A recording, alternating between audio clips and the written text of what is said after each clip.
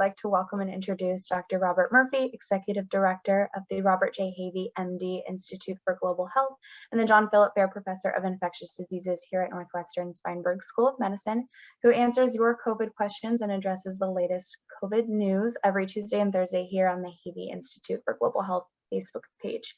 Today, Dr. Murphy will be answering viewer-submitted questions and addressing the latest COVID headlines through today, the 23rd of November. And we invite you to continue to submit your questions to us via Facebook at NU Institute for Global Health or by email at globalhealthinstitute@northwestern.edu. And leading the discussion again today is Sophie Wiskowski, who is a student research assistant with the Institute. So Sophie, I now turn it over to you. Thank you, Kristen. Hi, Dr. Murphy. Morning. So for some updated COVID statistics, in the United States, we are still not seeing any increase for vaccinated individuals as of yesterday, but we are seeing a huge COVID spike. The daily average is now reaching 93,000, with the US increasing in 29% overall. New Hampshire and Connecticut are seeing over 100% increases, and now 76% of states are seeing a huge spike in cases. That means that only 24% of states are seeing decreases in cases, and the decreases are rather small. In Illinois, we are seeing a 62% increase over the last 14 days, and we are averaging over 4,000 positive cases per day. Less than 3 weeks ago, we were averaging under 2,500. What can you tell us about what is going on in the states right before the holidays? Well, people are indoors. People are not all wearing masks. There's still too many unvaccinated people, and this pandemic has not gone away. It's not going to go away until more immunity has grown in the population in general, and that is going to be done by vaccines and by people getting sick. The people who got sick do get some immunity. It's like having a weak vaccine. So this is just going to happen, and it's unfortunately very predictable. What wasn't predicted is what we saw previously in the summer when people were outdoors and everything, and we had a big spike. But now everything is just merging on more and more cases because of the indoor nature, our activities being indoor, and there's a lot more travel. Yeah, definitely. And Dr. Murphy, before we go into some headlines, we are getting a lot of questions as to what has happened in Israel, and we have a graphic to show. Can you tell us a little bit what happened in Israel? If you look at this graphic, you can see the different spikes. The top part is the United States. The bottom part is Israel. So you see in the US, there's 4 peaks. Starting in early 2020, the first little bump, and then it kind of leveled off as people got serious and went into lockdown. Then we had another one in the summer, little bump, and then we had the big one in the winter. And that came down. There was a little bit of a plateau there, which we don't call a wave. It's just kind of coming down slowly. And then in the end of June and beginning of July, we were really getting down close to zero. And everybody felt so relaxed. And then, of course, we went back indoors again as the weather changed and school started. And we had this huge spike that is going down. But now we're starting, as you can see, the very end of the curve, we're starting to get another blip up. So this is what we're calling the 5th wave. Israel is an interesting country to study because it's relatively small, and they rolled out the vaccine program really quickly and uniformly across the country. And there wasn't much argument in the population about are they going to take a vaccine or not. Pretty much everybody took it as they were able to get it. And most of it is Pfizer. And you can see in Israel, really, there's just 3 big spikes. The last one was quite big. This is on a per case basis, per population, per capita basis. And you can see there's one major difference, and that's the width of those waves. Look how, when they go down, it goes down almost to zero. And the same thing is happening now. And that 3rd peak, that's when they added the booster doses in, because they noticed, hey, these cases are going up in vaccinated people, because most of the people in the country are vaccinated. And so they rolled out the boosters, first in older people and sick people, and then to everybody, and look what happened.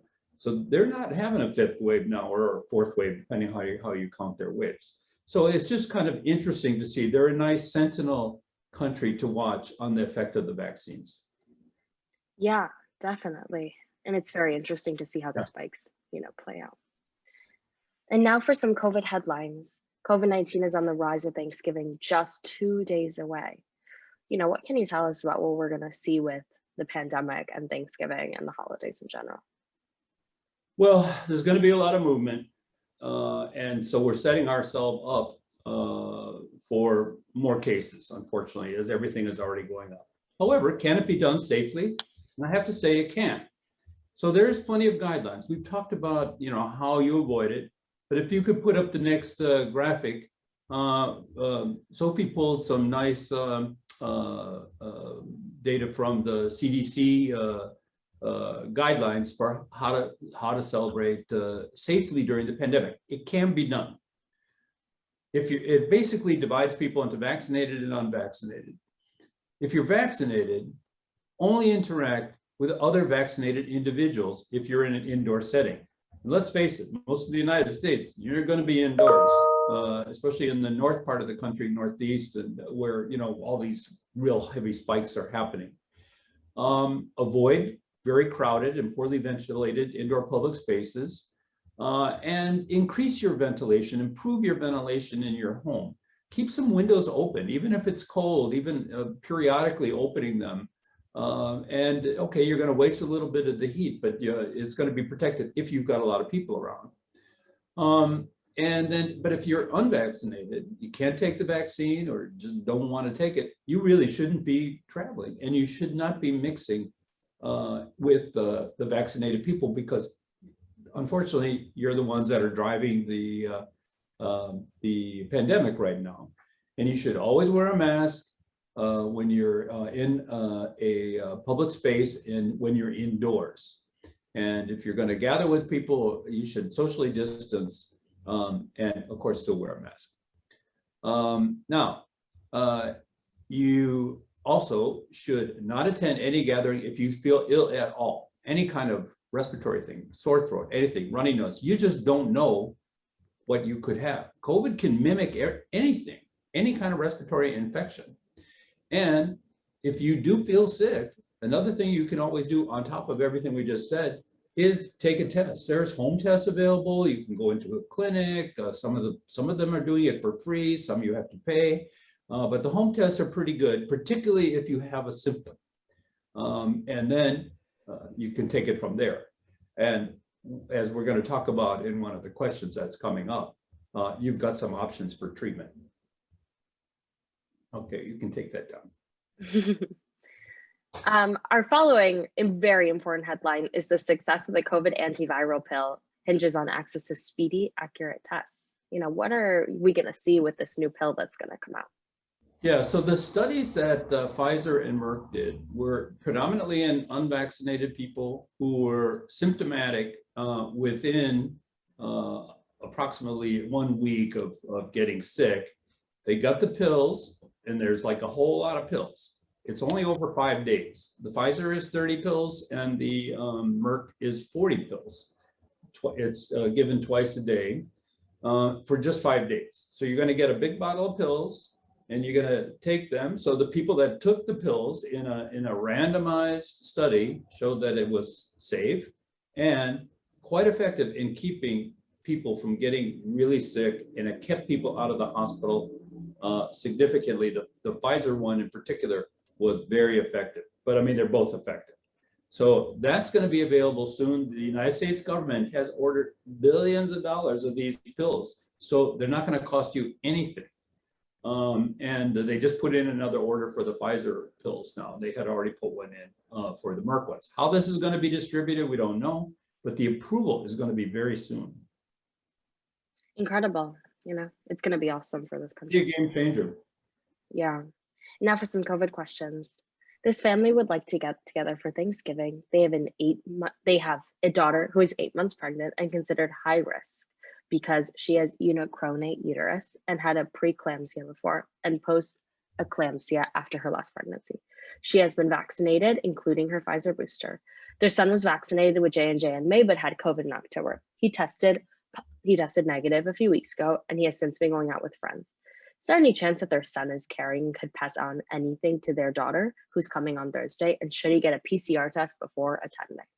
Yeah, we've actually studied this, and this boy is out far enough, probably is not contagious and not at risk. He's asymptomatic now, and it's been a while. But what this guy needs, he needs a booster shot. He got the J&J in May. The approval now for boosters in somebody with the J&J is only 2 months. So he should get the Moderna booster, which is the half dose 50 microgram, as soon as possible. Awesome. But he should get that. But he is safe now. This family can get together with this guy in this high risk woman. Wonderful. And now for a second COVID question. This individual got a rash of bright spots on their legs 4 days after receiving a Pfizer booster. This went away after a couple of weeks, and now they have new bright spots / rashes all over both their legs and thighs. It's been 3 weeks since their booster. Should they be concerned about their allergic reaction? They are taking an antihistectomy daily. Is there anything else that they should take? Does that mean that they might have a more serious reaction to a Pfizer shot in the future? Well, these rashes have been reported. So it's true, it's probably from the vaccine. But the good news about those rashes is they do eventually go away. If there's still problems with this rash and controlling the rash, they should see a dermatologist or their general doctor to get some better treatment for it. But it's just not going to be serious. That's the good news. Wonderful. And now for our third and last question. This 23-year-old had COVID in December, and he received 2 Pfizer vaccines in January and February. However, with the second dose, he had some mild heart inflammation. Is it safe for him to get a booster shot? And if so, which one should he get? This is a really good question because we don't have an exact answer. But a couple things. One is this guy, whoever told him he has heart inflammation, let's assume this is correct. I hope they filled out a VAERS form, VAERS. This is the Vaccine Adverse Event Reporting Form. Anybody can do this. Please do this because these kind of cases are important. We're not really sure. This is a voluntary system. If anybody has myocarditis, they should go ahead and fill one of those forms out. We want to see how much of this is really out there. Now, the other thing is, what kind of booster should he get? The myocarditis has been reported with the mRNA vaccines, the Pfizer and the Moderna. It has not been reported with the viral vector ones very often, much less common. So the AstraZeneca and the Johnson & Johnson. So he needs a booster. And so I think the recommendations now are that he should take the Johnson & Johnson booster. You know, there's no big rush. I mean, he's relatively young, but the J&J vaccine, if he's going to take a booster, which I think he should, it should be the Johnson & Johnson booster here in the United States. Great. Well, those are all of our COVID questions today. Thank you, Dr. Murphy. Great. Thank you. Have a great day.